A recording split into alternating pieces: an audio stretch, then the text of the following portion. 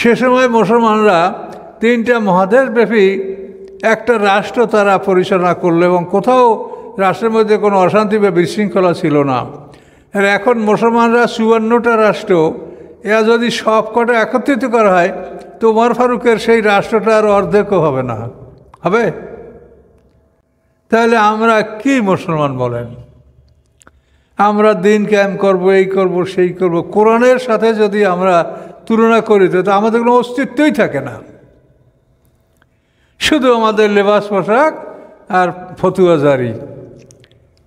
এই যে ফতুয়া, একটা লোক তাকে অন্যায়ভাবে হত্যা করে শহীদ কিনা, এটা নিয়ে আপনাদের এত মসলা কি দরকার? শহীদ যদি হয় তো আল্লাহ তার শহীদের মর্যাদা দিবে, না হয়তো না দিবে। এটা নিয়ে তো আমাদের তর্কে লিপ্ত হওয়ার কিছু না, আমরা তো বিচারক না। আমরা কোরআন থেকে এতটুকু বলতে পারি, আল্লাহ বলছেন অমান কাতালার নাফসান বেগাইরে নাফসেন না ফাসাদেন ফিল আরদে ফাকান্নামা কাতালার নাসা জামিয়া। সূরা মায়েদের মধ্যে একটা দেখবেন, অমান কাতালার নাফসান বেগাইরে নাফসেন, যে হত্যা করে একটা মানুষকে কোনো মানুষের বিনিময় ছাড়া, মানে সে কাউকে হত্যা করে নাই। অমান কাতালার নাফসান বেগাইরে নাফসেন, বেগাইর মানে ব্যতীত, যে হত্যা করে একটা মানুষকে কোনো মানুষের বিনিময় ছাড়া, আও ফাসাদিন ফিল আরদে, অথবা পৃথিবীতে সে কোনো ফাসাদ করে নাই, এরকম একটা মানুষকে কেউ যদি হত্যা করে ফাকান্নামা কাতালার নাসা জামিয়া, মনে হবে যেন সে পৃথিবীর সমস্ত মানুষ হত্যা করেছে। স্পষ্ট আয়াত। এখন এই যে লোকটা শহীদ হয়েছে, সে তা কি কোনো মানুষ খুন করছে? সে তাহলে বেগারে নাফসেন এখানে এটা পাওয়া গেল না। ফাসাদ করছে সে কিছু। তাহলে আল্লাহ কোরআনে বলে যে কোনো প্রাণী হত্যা করে নাই, জীবনের বিনিময়ে জীবন, এটা নয়। সে কোনো ফাসাদও করে নাই, অশান্তি সৃষ্টি করে নাই। কাজে এরকম একটা লোককে হত্যা করলে ফাকান্নামা কাতালার নাসা জামিয়া, আল্লাহ বলেন সেটা যেন ধরে নাও যে এইরকম একটা মানুষকে হত্যা করার অর্থ হলো সমগ্র পৃথিবীর মানুষ হত্যা করা। তো এত বড় ঘোষণা কোরআনে আসছে এই মানুষের পক্ষে, আর আপনারা বলেন শহীদ কিনা আপনারা মশলা খোঁজাখুঁজি করেন। কোন কিতাবে খুঁজেছেন মশলা? কোরআনে খোঁজেন। আপনাদের তো ওই মগজটা যায় হাদিসে, না হলে ওই কিতাবের দিক। কোরআনে দিকে মগজ যায় না। কোরআনে গেলে বিষয়টা স্পষ্ট, যেটা আল্লাহ কোরআন স্পষ্ট বলেছেন। এই লোকটা ফাসাদও করে নাই, কাউকে হত্যাও করে নাই, নিরাপদ মানুষকে হত্যা করা হয়েছে। কোরআন বলছে কান্নামা কাতালার নাসা জামিয়া, এরকম হত্যা যে করে সে যেন মনে হয় সারা পৃথিবীর মানুষ হত্যা করলো, এত বড় অপরাধ। তাহলে এই লোকটার যদি আল্লাহ লোকটাকে সমর্থন না করে, তাহলে তার ব্যাপারে এত বড় ঘোষণা কোরআনে আসে? কাজে কোরআনে এই কথা আছে, এখন আপনারা রায় দিয়ে নেন এর থেকে। এখন আমাদের এই যে বিষয়টা বুঝতে হবে যে আমরা সারা পৃথিবীর মুসলমান এক দল, সারা পৃথিবীর কাফের অন্য দল। এখন আমরা এভাবে যদি অগ্রসর না হই তাহলে আমরা বাঁচব না, আমরা টিকতে। আল্লাহ যে বলছেন বিধান, এই বিধানের মধ্যে না এসে যদি আমরা মনে করেন আমার বাংলাদেশ বা অন্য কোনো একটা দেশ আমরা দেখি যেখানে আমরা 3-এর 1 হয়েছি, ওরা 2 আছে, এইটা হিসাব করে যদি আপনি লড়াই করেন তা আপনি আপাতত জিতলেও এইটা আপনি রাষ্ট্রটা টিকাতে পারবেন কিনা সেইটা হলো সবচাইতে বড় জিনিস। ইসলামী রাষ্ট্র সৃষ্টি করার আগেই চিন্তা করতে হবে যে এই রাষ্ট্রটা আমরা টিকাতে পারবো কিনা।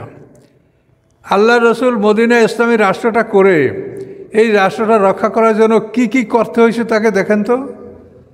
কীভাবে বদরের যুদ্ধ হলো, কীভাবে উহুদের যুদ্ধ হলো, কীভাবে খন্দকের যুদ্ধ হলো, এই সমস্ত বড় বড় যুদ্ধগুলো দেখেন। এই যুদ্ধগুলো যদি আল্লাহ রসুল করতে না পারতেন, আল্লাহ যদি ফেরেশতা পাঠাইয়া সাহায্য না করতেন, তাহলে তো মদিনার স্টেটটা নষ্ট হয়ে গেলে সব মুসলমান কাটা আরো মারি ফেলত। কাজে এই জন্য এই বিষয়গুলি কোরআন থেকে আপনাকে নিতে হবে। এটা নিজে কারো বুদ্ধি লাগবে না, কোরআনে সব বলা আছে। আসলে আপনাদের শুধু কোরআনের কাছে আসতে দেরি। আপনারা কোরআনের কাছে আসেন, এখান থেকে ক্লিয়ার কাট কথা পাবেন, যে কথার বিরুদ্ধে কারো কিছু বলার নাই, মতভেদ করার কিছু নাই। কাজে এই জন্য পৃথিবীতে আল্লাহর দিন কায়েম করার জন্য আমাদের মুসলমানদের ঐক্যবদ্ধ হতে হবে।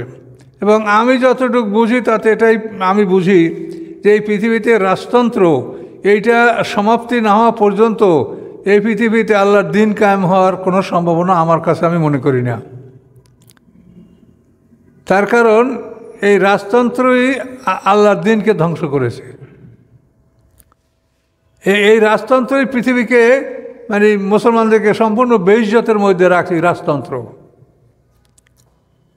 কাজে এটা আপনারা সব বোঝেন, সবারই চিন্তা করার, আপনাদের উন্মুক্ত চিন্তা করার অধিকার আছে, কিন্তু আপনার চিন্তার সাথে কোরআনের সাথে মিল থাকতে হবে। আমার কথা হলো এটা, আপনি আমার বিপরীত চিন্তা করতে পারলে করেন, কিন্তু আপনার উৎস হতে হবে কোরআন, আপনি কোরআনের সাথে মিলাতে হবে যে আপনার চিন্তাটা সঠিক কিনা। সূরা আনফালের 65 নম্বর আয়াত থেকে এখন আমরা আলোচনা শুরু করব ইনশাআল্লাহ। আউযু বিল্লাহি মিনাশ শাইতানির রাজিম।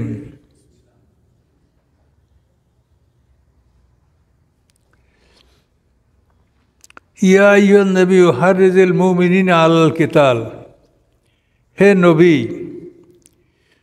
উৎসাহিত করেন মোমেনদেরকে যুদ্ধের উপরে, লড়াইয়ের উপরে।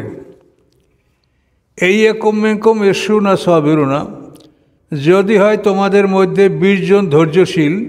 এই ইয়াকুন এন মানে যদি, ইয়াকুন হয় মিনকুম তোমাদের মধ্যে, ইশরুনা 20 জন, সাবিরুনা ধৈর্যশীল। তোমাদের মধ্যে 20 জন ধৈর্যশীল যদি হয়, ইয়াগলিবু তারা জয়যুক্ত হবে, মেয়াতাইন 200-র উপরে। তাহলে 10-20 মানে একের মোকাবেলায় 10, তোমরা 200 জনের উপরে জয়যুক্ত হবে। ওয়াইয়াকুম মিনকুম মিয়াতুন, যদি হও তোমরা 100, ইয়াগলিবু আলফান তাহলে তোমরা জয়যুক্ত হবে 1000-এর উপরে। তাহলে 10 গুণ 10 10 100। মিনাল্লাযিনা কাফারু, কাদের উপরে জয়যুক্ত হবে? মিনাল্লাযিনা কাফারু, তাদের উপরে যারা অবিশ্বাসী। বিআন্নাহুম, নিশ্চয়ই তারা, কওমুন এমন একটা জাতি, লা ইয়াফকাহুন যে তারা বোঝে না, নির্বোধ। আচ্ছা, সামনে একটু আমরা পড়ি। আল-আনা খাফফাল্লাহু আনকুম, আল-আন মানে এখন, আল-আন এখন, খাফফাফা হালকা করে দিয়েছেন আল্লাহ তাআলা, আনকুম তোমাদের থেকে, অর্থাৎ বিধানটা তোমাদের উপরে আল্লাহ হালকা করে দিয়েছেন। ও আলেমা, এবং তিনি জানেন, আন্না ফিকুম দাফা, নিশ্চয়ই তোমাদের মধ্যে আছে দুর্বলতা, এটা আল্লাহ জানেন। ফাইয়াকুম মিনকুম মিয়াতুন সাবিরাতুন, এর মানে যদি হয় মিনকুম তোমাদের মধ্যে, মিয়াতুন 100, সাবিরাতুন ধৈর্যশীল, ইয়াগলিবু তারা জয়যুক্ত হবে, মেয়াতাইন 200-র উপরে। এই কিন্তু বিধানটা আল্লাহ তাআলা হালকা করে দিলেন। প্রথম আয়াতে বলা হয়েছে একের মোকাবেলায় 20, না একের মোকাবেলায় 10, আর এখন বলা হলো 2, তোমরা 100 হলে 200-র বিরুদ্ধে যুদ্ধ করে জিতবে। ওয়াইয়াকুম মিনকুম আলফুন, যদি হয় তোমাদের মধ্যে 1000, তো ইয়াগলিবু আলফাইনে তাহলে তারা জয়যুক্ত হবে 2000-এর উপরে, বিইজনিল্লাহ আল্লাহর আদেশে, আল্লাহর হুকুমে। আল্লাহু মা'আস সাবিরিন, আল্লাহ ধৈর্যশীলদের সাথে আছেন। তো এইটা হলো যুদ্ধের চূড়ান্ত ঘোষণা, এইটা যুদ্ধের চূড়ান্ত বিধান। হিজরতের 6 মাস পরে যুদ্ধের অনুমতি পাওয়া গেছে। সূরা হজের মধ্যে আল্লাহ বলেছেন, উযিনা লিল্লাযীনা ইউকাতালুনা বিআন্নাহুম যুলিমু, যাদের বিরুদ্ধে যুদ্ধ করা হচ্ছে তাদেরকেও আল্লাহ তাআলা যুদ্ধ করার অনুমতি দিলেন। কেন? যেহেতু তাদের উপর জুলুম করা হচ্ছে। ওয়া আন্নাল্লাহ আলা নাসরিহিম লাকাদির, এবং নিশ্চয়ই আল্লাহ তাদের সাহায্য করতে ক্ষমতা রাখেন। এইটা হলো যুদ্ধের অনুমতি। হিজরতের 6 মাস পর, 18 মাস পর যুদ্ধ ফরজ হলো, তোমাদের উপরে যুদ্ধ করা ফরজ। এখন এই যুদ্ধ করা ফরজ হওয়ার পরে প্রথম বিধানটা ছিল খুব কঠিন, একের মোকাবেলায় 10, তোমরা লড়বা, যুদ্ধ করবা, পালাবে না ময়দান থেকে। এরপরে আল্লাহ হালকা করে দিলেন একের মোকাবেলা 2, এইটা হলো চূড়ান্ত আদেশ। এরপরে আর কোনো আদেশ এটার উপর আসে নাই। তাহলে এখন এই যুদ্ধের আদেশ, এটা এখানে কী বলা হয়েছে যে তোমরা এই অবস্থায় তোমরা মাঠ থেকে পালাবে না। এর অবস্থায় যুদ্ধ হয়, তাই তোমরা শত্রুর মোকাবেলা করবে, আল্লাহ তোমাদেরকে বিজয় দান করবেন, এটা আল্লাহর প্রতিশ্রুতি। তো এখন এই বিষয়টা আমরা কিভাবে ধরব? যে আমরা বাংলাদেশে বসবাস করি, আমরা যদি 3 ভাগের 1 ভাগ হই, ওরা 2 ভাগ থাকে, তাহলে কি আমরা বাংলাদেশ যুদ্ধ করব? এইটার বিধানটা কি? এটাকে বুঝতে হবে আল্লাহ কি বলেছেন। আল্লাহ বলেছেন পৃথিবীর সমস্ত মানুষ দুদল। সূরা তাগাবুনের সম্ভবত 2 নম্বর আয়াত, হুয়াল্লাযী খালাকাকুম ফামিনকুম কাফের অমিনকুম মুমিন। তিনি সেই আল্লাহ যিনি তোমাদেরকে সৃষ্টি করেছেন। তোমাদের প্রথম দলটা বড় দলটা কাফের, অমিনকুম মুমিনুন, এরপর তোমাদের দ্বিতীয় দলটা হলো মুমিন। এই দুইটা দলই সারা কোরআনে পাওয়া যায়, হিজবুল্লাহ, হিজবুল শয়তান। তারপরে শাকি, সাঈদ। শাকি মানে দুর্ভাগ্যবান, সাঈদ হলো ভাগ্যবান। এভাবে দু দলের বেশি কোনো প্রমাণ কোরআনে পাওয়া যায় না। মৃত্যুর পরে দুইটা স্থান ইল্লেন সিজিন, বিচারের পরে দুইটা স্থান জান্নাত জাহান্নাম। তাহলে আল্লাহ যে বলছেন দু দল, এই দুই দলেরই সব প্রমাণ কোরআনে পাওয়া যাচ্ছে, বেশি পাওয়া যায় না। তাহলে সমস্ত কাফের এক দল, সমস্ত মুসলমান আর এক দল। তাহলে এখন আল্লাহ যে বলছেন যে তোমরা 100 হলে 200-র বিরুদ্ধে তোমরা যুদ্ধে জিতবে, তো সেটা তো গোটা পৃথিবীর কাফের এবং মুসলমান নিয়ে এই হিসাবটা আপনাকে করতে হবে। এটা তো বাংলাদেশ বা কোনো একটা দেশের সীমানার মধ্যে বসে এটা চিন্তা করলে হবে না। আল্লাহ যা বলছেন সেইভাবে চিন্তা করতে হবে। মুসলমানদের কি আপনি বলবেন? উমর ফারুক রাদিয়াল্লাহু তাআলা আনহুর সময় যে ইসলামী রাষ্ট্রটা ছিল, এশিয়া, ইউরোপ, আফ্রিকা 3টা মহাদেশব্যাপী ইসলামী রাষ্ট্রটা ছিল। রাশিয়ার সমরকন্দ থেকে আরম্ভ করে একেবারে এই দক্ষিণে আরব সাগর পর্যন্ত, পূর্বে চীন, পশ্চিমে আফ্রিকা মহাদেশ শেষ সীমানা পর্যন্ত, মরক্কো পর্যন্ত বিশাল সাম্রাজ্য। মানে একটা চিঠি দেশের এক প্রান্ত থেকে অন্য প্রান্ত যাইতে 300 দিন লাগতো। কি করে যাবে? সে সময় তো এই যুগ না। তাহলে সেই সময় কমিউনিকেশনে কত অসুবিধা ছিল। কমিউনিকেশন বলতে অল কমিউনিকেশন, রাস্তাঘাটও কমিউনিকেশন এবং সংবাদ বিনিময়, এগুলো কমিউনিকেশন। সমস্ত কমিউনিকেশনই আধুনিক কিছুই ছিল না, খুবই অত্যন্ত কষ্টকর ছিল। সে সময় মুসলমানরা 3টা মহাদেশব্যাপী একটা রাষ্ট্র তারা পরিচালনা করলো এবং কোথাও রাষ্ট্রের মধ্যে কোনো অশান্তি বা বিশৃঙ্খলা ছিল না।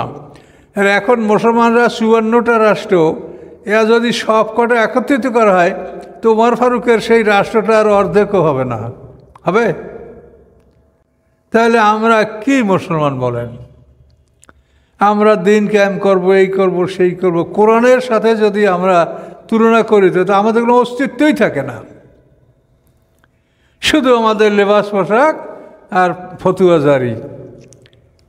এই যে ফতুয়া, একটা লোক তাকে অন্যায়ভাবে হত্যা করে শহীদ কিনা, এটা নিয়ে আপনাদের এত মসলা কি দরকার? শহীদ যদি হয় তো আল্লাহ তার শহীদের মর্যাদা দেবে, না হয়তো না দেবে।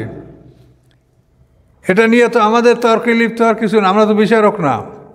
আমরা কোরআন থেকে এতটুকু বলতে পারি, আল্লাহ বলছেন অমান কাতালার নাফসান বেগাইরে নাফসেন না ফাসাদিন ফিল আরদে ফাকান্নামা কাতালার নাসা জামিয়া।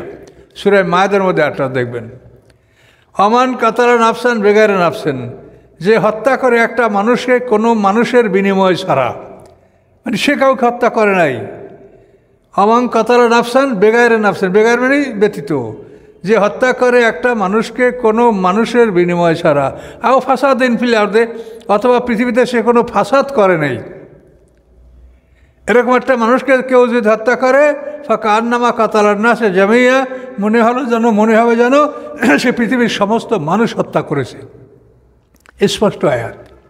এখন এই যে লোকটা শহীদ হয়েছে, সে তা কি কোনো মানুষ খুন করছে? সে তাহলে বেগারে নাফসেন এখানে এটা পাওয়া গেল না, ফাসাদ করছে সে কিছু। তাহলে আল্লাহ কোরআনে বলে যে কোনো প্রাণী হত্যা করে নাই, জীবনের বিনিময়ে জীবন, এটা নয়।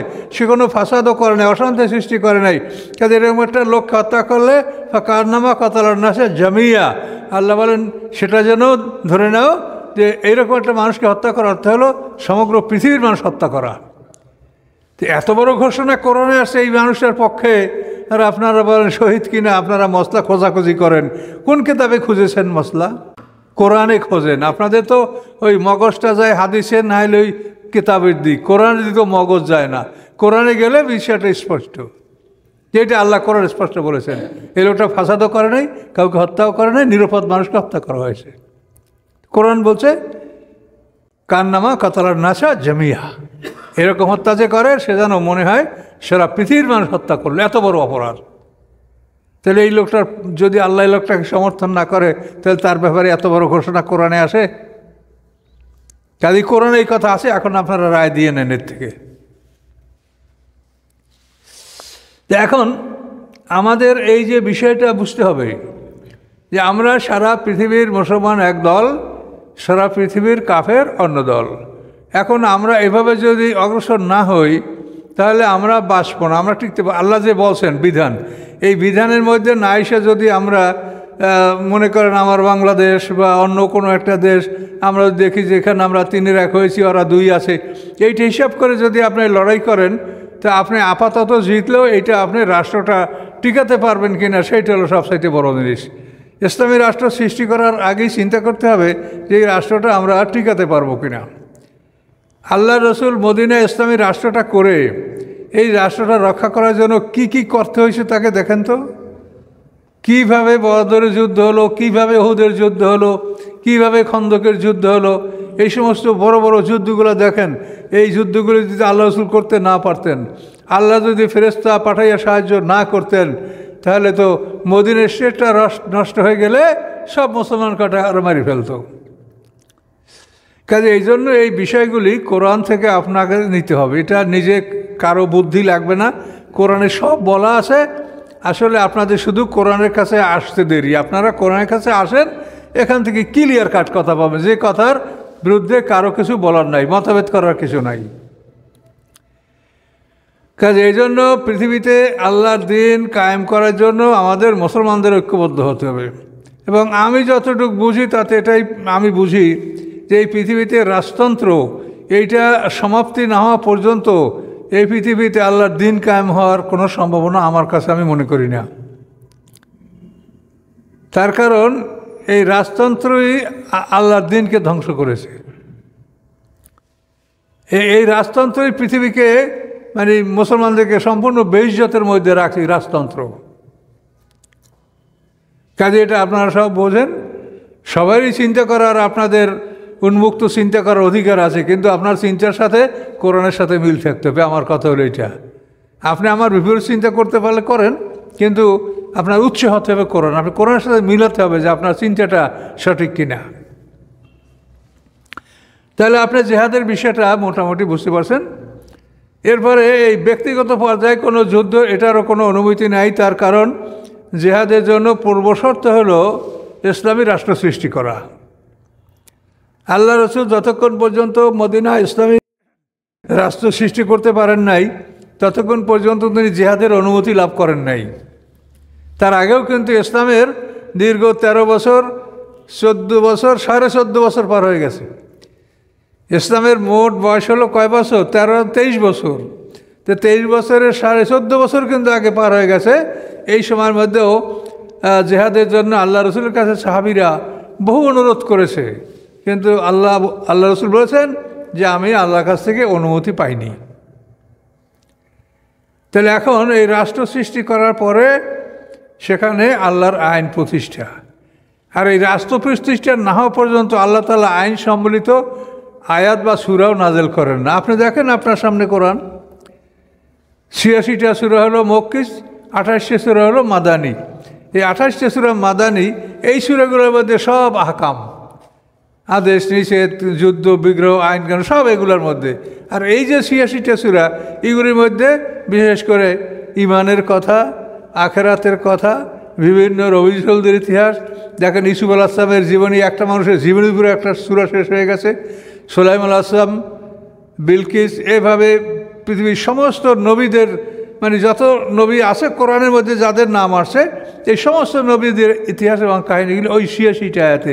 কিন্তু হিজরতের পরে দেখেন সূরা বাকারা, আল ইমরান, নেসা, মায়েদা, আনফাল, তওবা এগুলো সব মাদানী এবং সব আহকাম। এই যে সূরা পড়ছে না কেন?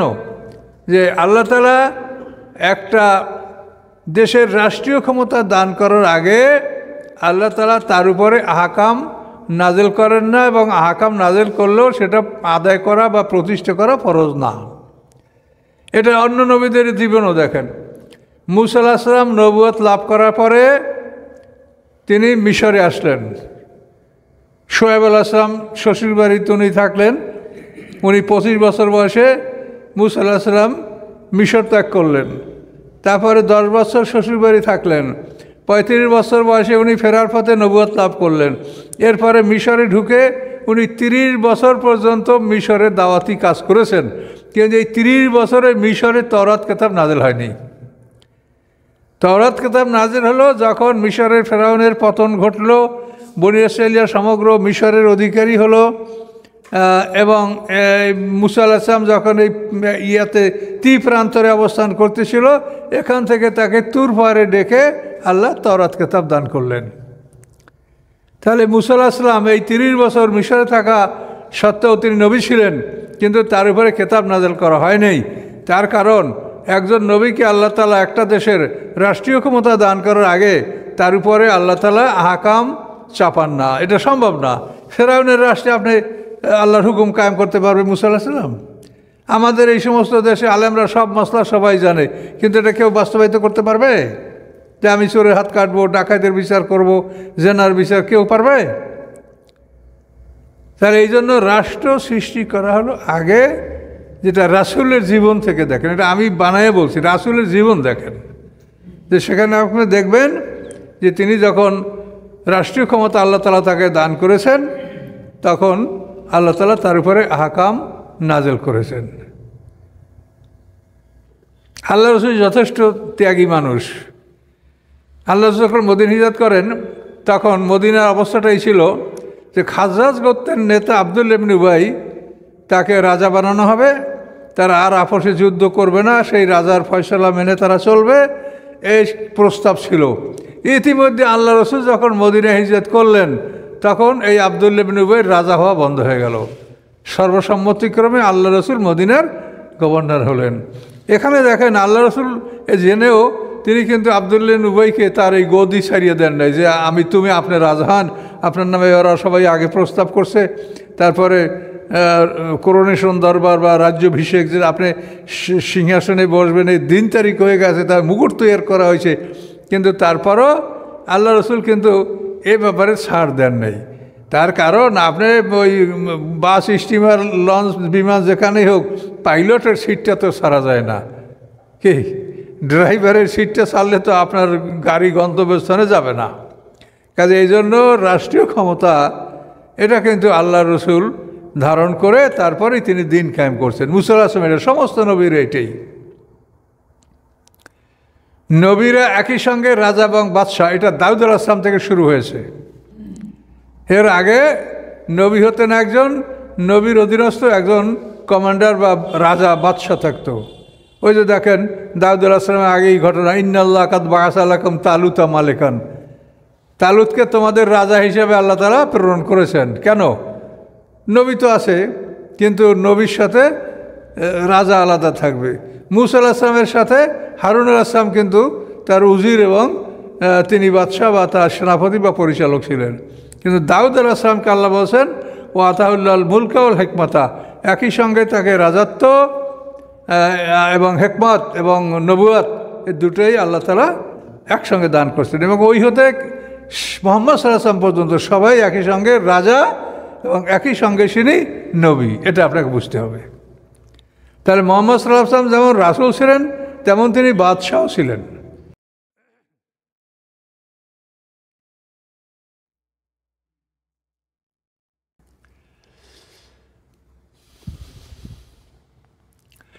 মা কানা লিন-নবী আইয়াকুনা লাহু আসরা হাত্তা ইউসখানা ফিল আরদ, নবীর জন্য শোভনীয় নয় যে হবে তার জন্য বন্দী, তিনি বন্দী করবেন মানুষ, হাত্তা ইউসখানা ফিল আরদে, যতক্ষণ না সে অধিক রক্তপাত করেন। ইউসখানা মানে রক্তপাত করা, যতক্ষণ না তিনি কঠিন রক্তপাত করেন পৃথিবীতে।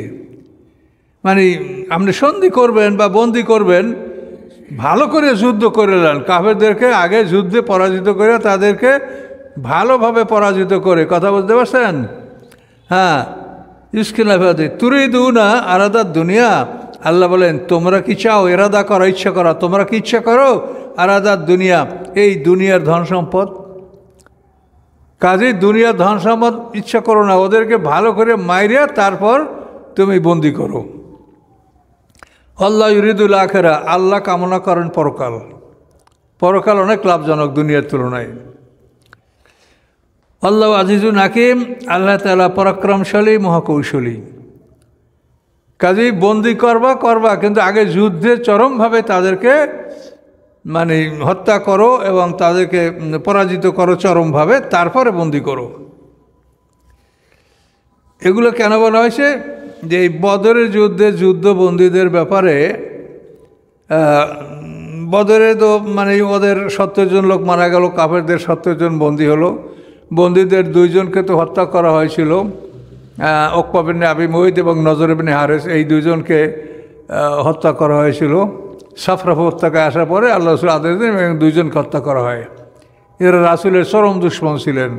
উকবা বিন আবি মুইত আল্লাহ রাসূলের গলায় ফাঁস দিয়া মারার চেষ্টা করছে, মাথার উপরে নামাজের সময় উটের ভুঁড়ি চাপিয়ে দিয়েছে, এই বদমাশ উকবা বিন আবি মুইত।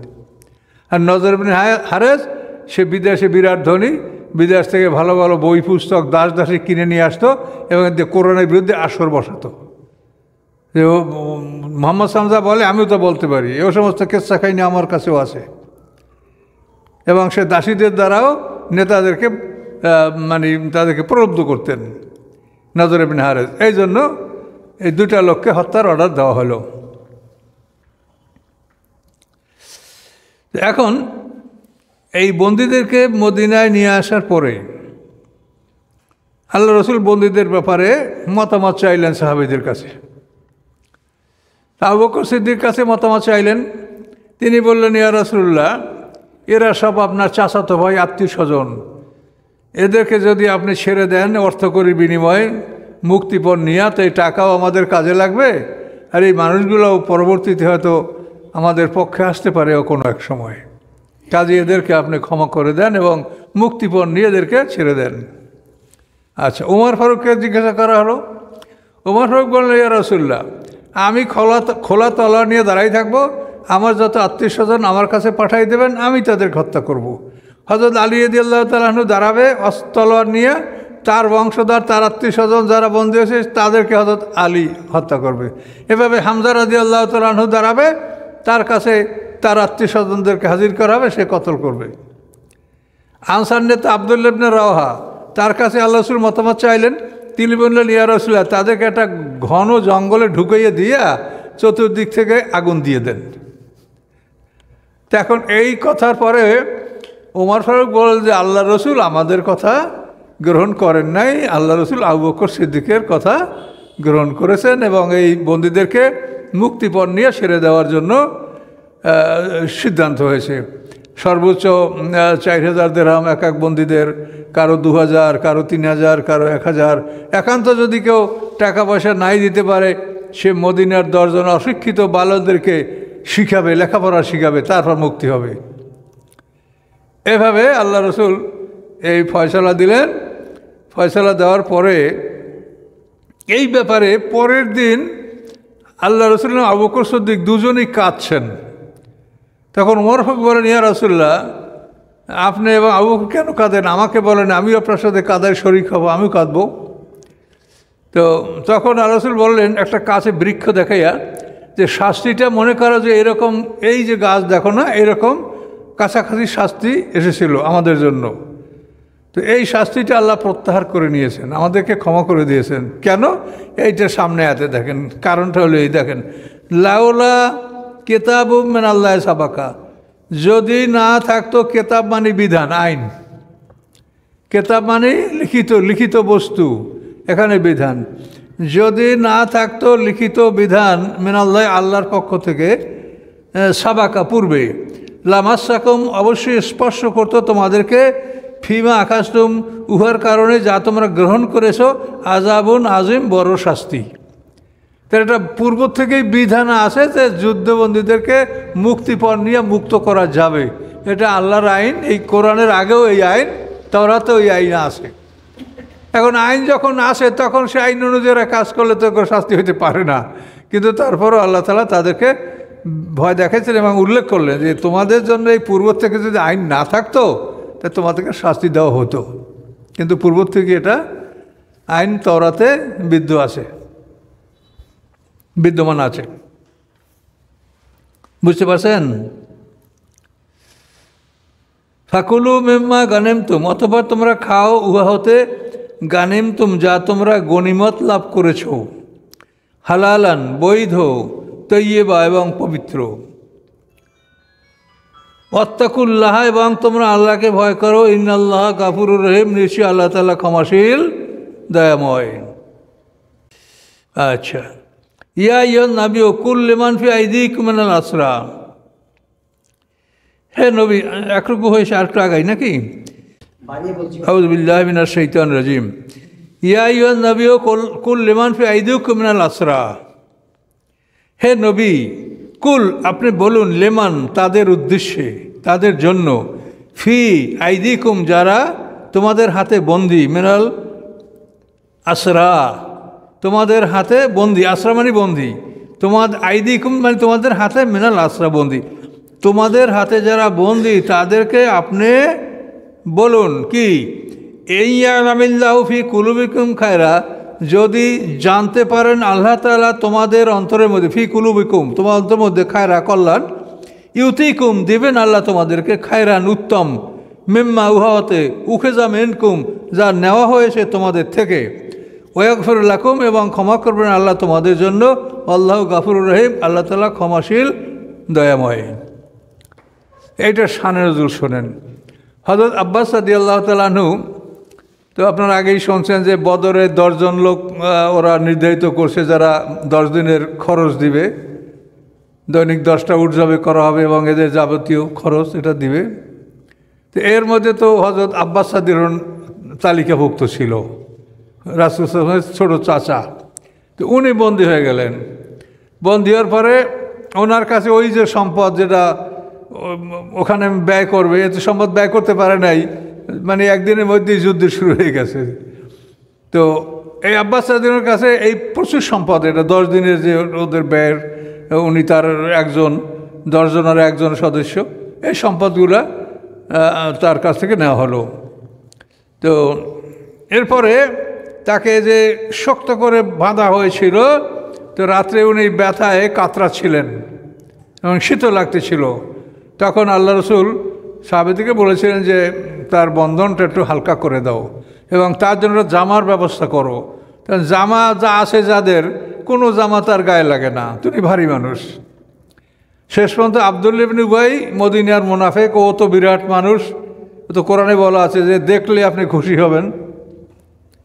তো এই আব্দুল্লাহ ইবনে উবাই থেকে একটা জামা ধার করে আব্বাস রাদিয়াল্লাহু তাআলা আনহুকে ওই রাতে দেওয়া হয়েছিল।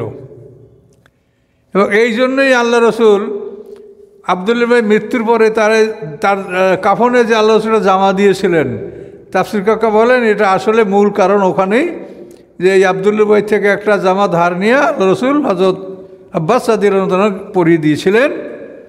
তো এই জন্য আল্লাহ রসুল তাকে তার কাফনে নিজের গায়ের একটা জামা দিয়েছিলেন, এই আব্দুল্লাহ ইবনে উবাই মুনাফিককে। তো এখানে দেখেন, এই আব্বাস রাদিয়াল্লাহু আনহু থেকে ওই সম্পদগুলো সব নেওয়া হলো।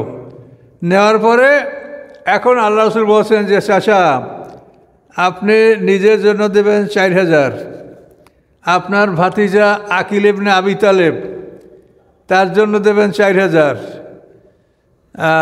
আর আপনার হারেস ইবনে আব্দুল মুত্তালিব, সেও আপনার ভাতিজা হারিস, সে তার জন্য দেবেন 4000, তা আপনাকে 12,000 দিতে হবে।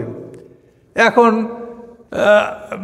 আল্লাহ রসুলের চাচা অবাক হয়ে গেলেন যে তুমি আমার উপরে এত বড় বোঝা চাপাইলা, আমি কোথায় পাবো? তোমরা তো আমার কাছ থেকে অনেক সম্পদ আগেই নিয়েছো, ওইগুলোর থেকে নিয়ে নাও।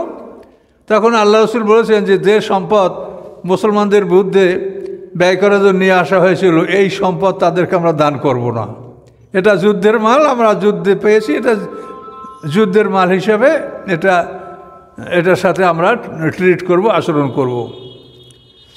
তো এরপরে আব্বাস রাদিয়াল্লাহু বললেন যে তাহলে আমি কি মানে আতাকাফাফু, মানে আমি কি তাহলে হাত পাতবো মানুষের কাছে ভাতিজা তুমি আমার এত বোঝা চাপাইলে। তখন আল্লাহ রসুল বলেন যে চাচা আপনি এই যুদ্ধে আসার সময় চাচি আম্মার কাছে একটা ধনরত্নের থলি দিয়ে আসেন নাই যে যুদ্ধে যাই কি আছে ভাগ্যে, যদি আমি না ফিরি তা আমার ছেলেদের মধ্যে এটা বন্টন করে দিও, আপনি রাখি আসেন না চাচি আম্মার কাছে? এখন অবাক যে এটা তুমি কেমন করে জানলা ভাতিজা, তাহলে ভাতিজা তুমি আল্লাহ রসুল। তখনই তিনি ঈমান আনলেন, কিন্তু যেহেতু আগেই বন্দী হয়েছেন এই ঈমানের জন্য তার এটা ক্ষমা হবে না, তার ওই জরিমানাটা দিতেই হলো 12,000 দিরহাম। আর আল্লাহ যেটা বললেন যে আল্লাহ তোমাদের মধ্যে কল্যাণ দেখতে পেলে তোমাদের থেকে যা নেওয়া হয়েছে তার থেকে বেশি তোমাদেরকে দেওয়া হবে। এই কথাটা আব্বাস সাইদ তার নিজের জীবনে বলেছেন যে আমার 20টা গোলাম ব্যবসায় আমি পাঠাতাম এবং 20টা গোলাম এক একটা গোলামে লক্ষ লক্ষ টাকার ব্যবসা করে। কাজেই আমাকে যে আল্লাহ ওয়াদা দিয়েছে যে তাদেরকে নেওয়া হলো তার চাইতে ভালো অতিরিক্ত তাদেরকে দেওয়া হবে, এটা আমি আমার জীবনে আমি লাভ করেছি, আমি এটা পেয়েছি। আব্বাস রাদিয়াল্লাহু তাআলা এটা বলেছেন। তো অনেক কথা মোটামুটি আমরা একটু যা সম্ভব শিখে নেবেন, এই কথাটা আল্লাহ এখানে বলেছেন। হে রাসূল আপনি বলেন লিমান ফি আইদিকুম, তাদের জন্য যারা তোমাদের হাতে আছে, মিনাল আসরা বন্দি, এই ইয়ালামিল্লাহু ফি কুলুবিকুম খাইরা, যদি আল্লাহ জানতে পারেন তোমাদের অন্তরে কোনো কল্যাণ, ইউতিকুম দিবেন তোমাদেরকে খায়রাম মিম্মা উখিযা মিনকুম, উত্তম উহা হতে যা তোমাদের থেকে নেওয়া হয়েছে, তোমাদের থেকে যা নেওয়া হয়েছে তার চাইতে ভালো তোমাদেরকে দেওয়া হবে। ওয়াগফির লাকুম, আল্লাহ তোমাদেরকে ক্ষমা করবেন। আল্লাহু গাফুরুন রহিম, আল্লাহ তাআলা ক্ষমাশীল দয়াময়। ওয়া ইউরিদু খিয়ানাতাকা, যদি তারা আপনার সাথে খেয়ানত করার চেষ্টা করে, আপনি যাদেরকে অর্থ করি না মুক্তি দিলেন, যদি খেয়ানত করার চেষ্টা করে তো আল্লাহ বলেন ফাকাদ খানুল্লাহ মিন ক্বাবলু, অবশ্যই তারা খেয়ানত করেছে ইতিপূর্বে আল্লাহর সাথে, কিন্তু তাতে কোনো অসুবিধা হয় নাই। আমকানা মিনহুম, আল্লাহ তাআলা তাদের উপরে আপনাকে বিজয় দান মুমকিন সম্ভব, মানে তাদেরকে আপনি পাকড়াও করবেন, এটা আপনার জন্য আল্লাহ তাআলা সহজ ও সম্ভব করে দিয়েছিলেন। আল্লাহ আলিমুন হাকিম, আল্লাহ তাআলা মহাজ্ঞানী মহাকৌশলী। ইন্নাল্লাযীনা আমানু, নিশ্চয়ই যারা ঈমান এনেছে, ওয়া হাজারু ওয়া জাহাদু, যারা হিজরত করেছে জিহাদ করেছে, বিআমওয়ালিহিম ওয়া আনফুসিহিম, তাদের মাল দ্বারা জীবন দ্বারা, ফি সাবিলি আল্লাহর রাস্তায়, আল্লাযীনা, এবং যারা আওয়াব ওয়া নাসারু, আশ্রয় দিয়েছে এবং সাহায্য করেছে। আশ্রয় দিয়েছে কারা? মদিনার আনসাররা। নাসারু, সাহায্য করছে তারা। উলাইকা বাযুম আউলিয়া বাজ, এরা একে অপরের অভিভাবক, মুহাজির এবং আনসার।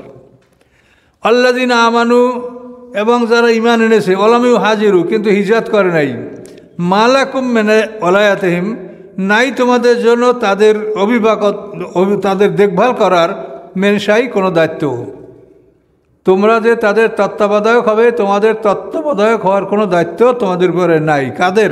যারা হিজরত করে নাই, মেনশাই কোনো কিছু, হাত্তা ইউহাজিরু, যতক্ষণ তারা হিজরত করে। কিন্তু ওয়াইনিস্তানসারুকুম ফিদ্দিন, যদি তারা সাহায্য চায় তোমাদের কাছে দিনের ব্যাপারে, আলাইকুমুন নাসর, তোমাদের উপরে ফরজ যে তাদেরকে তোমরা সাহায্য করবে। কিন্তু ইল্লা আলা কওমিন, কিন্তু ওই জাতির বিরুদ্ধে তোমরা সাহায্য করবে না, বাইনাকুম বাইনহুম মিসাক, যাদের মধ্যে তোমাদের মধ্যে সন্ধি আছে, এমন জাতির বিরুদ্ধে সাহায্য চাইলে তাদেরকে সাহায্য করবে না। আল্লাহ বিমা তা'মালুনা বাসীর, আল্লাহ তাআলা তোমাদের আমল সম্পর্কে দর্শক। এ গেল এক দল। আল্লাযীনা কাফারু বাযুম আউলিয়া বায, এবং যারা কাফের তাদের একে অপরের অভিভাবক। আল্লাহ বলেন ইল্লা তাফআলুহু, যদি তোমরা না করো, ইহা তাকুন ফিতনাতুন ফিল আরদি, তাহলে সৃষ্টি হবে পৃথিবীতে ফিতনা ও ফাসাদুন কাবীর, বড় রকমের দুর্যোগ।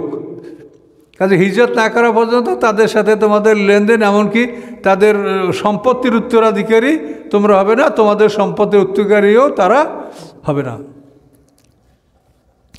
আল্লাযীনা আমানু হাজারু, এবং যারা ঈমান এনেছে এবং হিজরত করেছে, ওয়া জাহাদু ফি সাবিলিল্লাহ, এবং যারা জিহাদ করেছে আল্লাহর রাস্তায়, আল্লাযীনা আওয়া নাসারু, এবং যারা আশ্রয় দিয়েছে সাহায্য করেছে, উলাইকা হুমুল মুমিনুন হাক্কা, এরাই মোমেন, সত্য প্রকৃত মোমেন। লাহুম মাগফিরাতুন, তাদের আছে ক্ষমা, রিজকুন কারীম, এবং সম্মানিত জীবিকা। তো একই কথা কিন্তু দুইবার বলা হলো। এর মানে সে কি? একই কথা দুইবার, এর মানে হলো হুদায়বিয়ার পূর্বে যারা হিজরত করেছে তাদেরকে প্রথম উল্লেখ করা হয়েছে, এরা 1 নম্বর মুসলমান। হুদায়বিয়ার পরে মক্কা বিজয় পর্যন্ত যারা হিজরত করেছে এরা হলো 2 নম্বর। এটা দ্বিতীয়বারে তাদের কথা বলা হয়েছে। বুঝতে পারছেন? এবার এখন আরও একবার বলা হয়েছে, দেখেন তৃতীয়বার,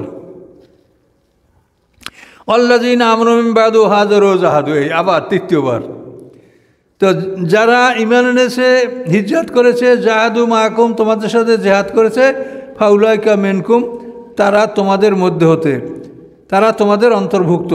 এখানে বলা হয়েছে তৃতীয় হিজরতের কথা যাদেরকে বলা হয়েছে এরা হলো যারা আবিসিনে হিজরত করেছিল, 82 জন পুরুষ এবং 18 জন নারী।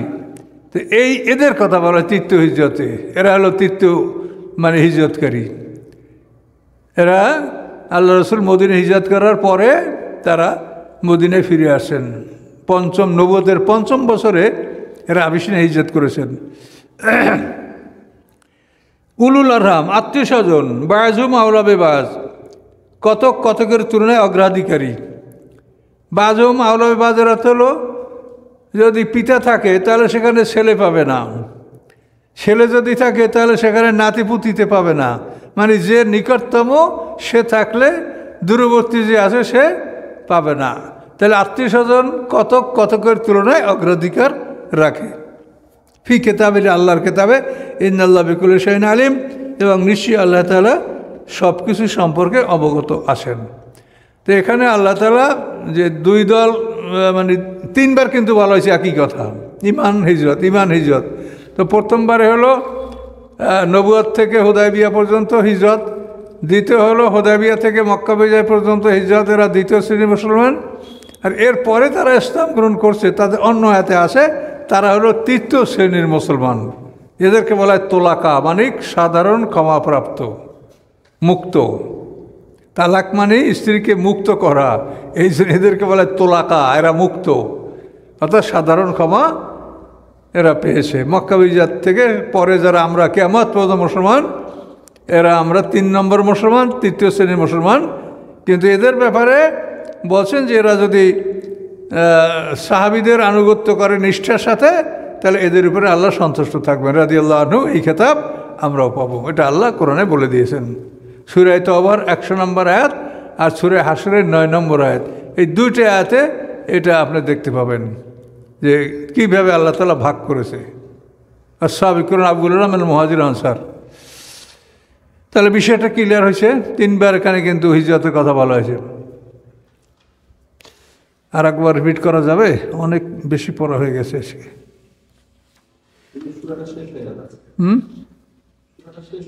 হ্যাঁ, শেষ হয়ে গেছে। এই জন্য একটু অন্য কথা না বললে সূরাটা শেষ করলাম ইনশাল্লাহ। আউযু বিল্লাহি মিনাশ শাইতানির রাজিম। ইয়া আইয়ুহান নবী, হে নবী, হাররিজুল মুমিনিনা আল কিতাল, আপনি উদ্বুদ্ধ করেন মোমেনদেরকে যুদ্ধের উপরে। ইয়াকুম মিনকুম 20 সাবিরুনা, যদি হয় তোমাদের মধ্যে 20 জন ধৈর্যশীল, ইয়াগলিবু মিয়াতাইনে, তারা জয়যুক্ত হবে 200-র উপরে।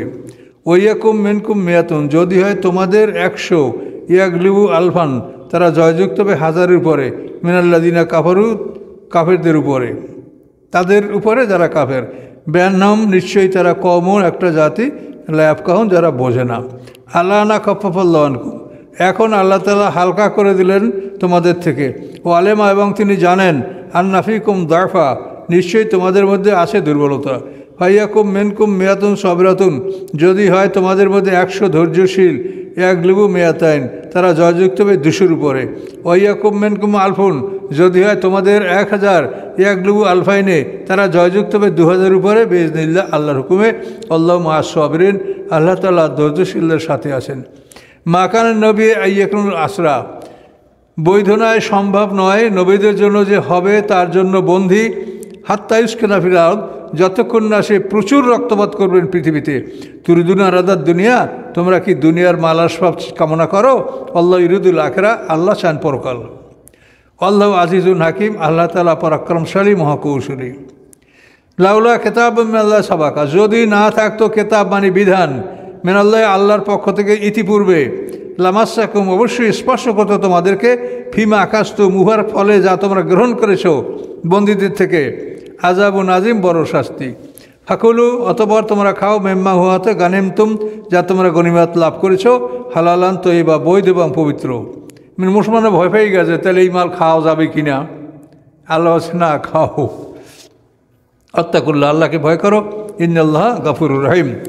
ইয়া আইয়ুন নবিয়্যু হে নবী কুল লিমান ফি আইদিকুম মিনাল আসরা আপনি বলুন তাদেরকে যারা তোমাদের হাতে বন্দী আছে, এই আলামিল্লাহু যদি জানেন আল্লাহ তাআলা ফি কুলুবিকুম খায়রা তোমাদের অন্তরে কোনো কল্যাণ, ইউতিকুম খায়রাম মিনকুম দিবেন তোমাদেরকে উত্তম উহা হতে ওখাজা মিনকুম যা তোমাদের থেকে নেওয়া হয়েছে, ওয়াগফির লাকুম এবং ক্ষমা করা হবে তোমাদেরকে, আল্লাহু গাফুরুর রহিম আল্লাহ তাআলা ক্ষমাশীল দয়াময়।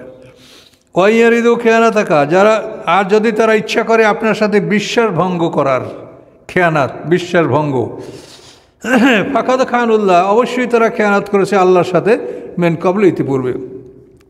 আমকানা মেনহুম আল্লাহ জয়যুক্ত করেছে তাদের উপরে আপনাকে। আল্লাহ আলিমুন হাকিম আল্লাহ তাআলা মহাজ্ঞানী মহাকৌশলী।